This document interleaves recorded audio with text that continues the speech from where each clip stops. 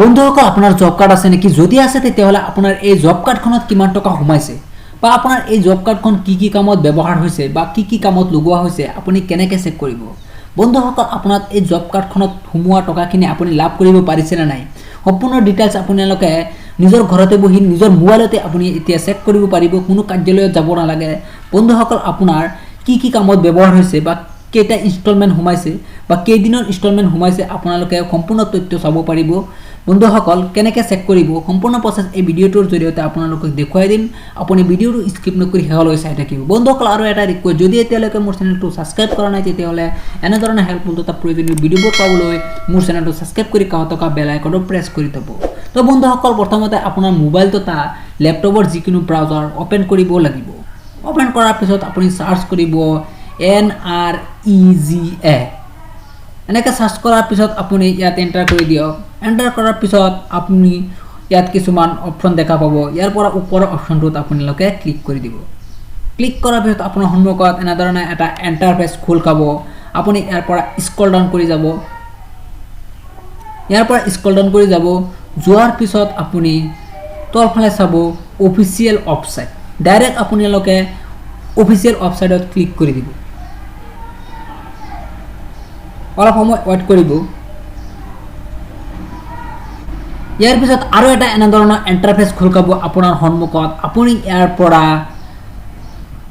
তলফালে চাব চাৰিটা অপশ্যন আছে ইয়াত। ইয়াৰ পৰা আপুনি 2 নম্বৰ অপশ্যনত ক্লিক কৰি দিব। অলপ সময় ৱেইট কৰিব। ইয়াৰ পিছত আপোনাৰ সন্মুখত এনেধৰণে বিভিন্ন ধৰণৰ ৰাজ্যসমূহ আপোনালোকে দেখা পাব। আপোনাৰ যিটো ৰাজ্য বা আপোনাৰ ষ্টেটটো আপুনি নিজে সিলেক্ট কৰি ল'ব। সিলেক্ট কৰাৰ পিছত আপোনাৰ সন্মুখত আৰু এটা এনেধৰণৰ ইণ্টাৰফেচ খোল খাব। আপুনি ইয়াত চাব ফাইনেন্সিয়েল ইয়েৰ। আপুনি ইয়াত প্ৰথমতে ফাইনেন্সিয়েল ইয়েৰটো সিলেক্ট কৰি ল'ব।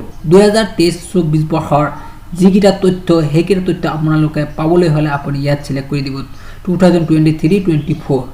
বন্ধুসকল পিছত আপোনালোকে সিলেক্ট কৰিব লাগিব ডিষ্ট্ৰিক্ট। আপোনাৰ জিলাখন আপুনি সিলেক্ট কৰি ল'ব। ইয়াৰ পিছত আপোনাৰ ব্লকটো সিলেক্ট কৰি ল'ব। এতিয়া আপুনি আপোনাৰ পঞ্চায়তটো সিলেক্ট কৰি ল'ব। কৰাৰ পিছত আপুনি তলফালে চাব প্ৰচেছডত আপোনালোকে ক্লিক কৰি দিব। ক্লিক কৰাৰ পিছত আপোনালোকে বিভিন্ন ধৰণৰ অপশ্যন সহ আৰু এটা ইণ্টাৰফেচ আপোনালোকে দেখা পাব। ইয়াৰ পৰা আপুনি 1 নম্বৰ অপশ্যনত আপোনালোকে কেইটামান অপশ্যন আছে। ইয়াৰ পৰা আপুনি 4 নম্বৰ অপশ্যনত ক্লিক কৰি দিব। ক্লিক কৰাৰ পিছত এনেদৰে আপোনাৰ পঞ্চায়তত যিকেইটা জব কাৰ্ডত নাম থকা বেনিফিচিয়াৰী আছে সম্পূৰ্ণ নাম সহ জব কাৰ্ড নম্বৰ সহ ইয়াত ওলাই যাব। আপুনি ইয়াৰ পৰা আপোনাৰ নামটো বিচাৰি উলিয়াই আপুনি সম্পূৰ্ণ ডিটেইলছ চাব পাৰিব আপোনাৰ জব কাৰ্ডখনৰ। তো বন্ধুসকল এনেদৰেই আপোনালোকে ওলাব পাৰিব। তো বন্ধুসকল এক্সাম হিচাপে আপোনালোকে এটা ডিটেইলছখিনি উলিয়াই দেখুৱাই দি আছোঁ। তো বন্ধুসকল আপোনাৰ নামটো এনেদৰে ওলাই লৈ আপোনাৰ সম্পূৰ্ণ ডিটেইলছ ওলাব পাৰিব। তো বন্ধুসকল এনেদৰে সম্পূৰ্ণ ডিটেইলছখিনি ইয়াত ওলাই গৈছে। আপোনাৰ জব কাৰ্ডখন কি কামত ব্যৱহাৰ হৈছে বা আপোনাৰ ইনষ্টলমেণ্ট কেইটা সোমাইছে, আপোনাৰ টোটেল কিমান টকা সোমাইছে, কেতিয়া কিমান টকা সোমাইছে সম্পূৰ্ণ ডিটেইলছ ইয়াত ওলাই পৰিছে। আপুনি এনেদৰেই আপোনাৰ জব কাৰ্ডখনৰ ডিটেইলছখিনি বা তথ্যখিনি ওলাব পাৰিব আপোনাৰ নিজৰ মোবাইলত ঘৰতে বহি। তো বন্ধুসকল ভিডিঅ'টো কেনেকুৱা লাগিছে? যদি ভাল লাগিছে এটা লাইক কৰি শ্বেয়াৰ কৰি দিব।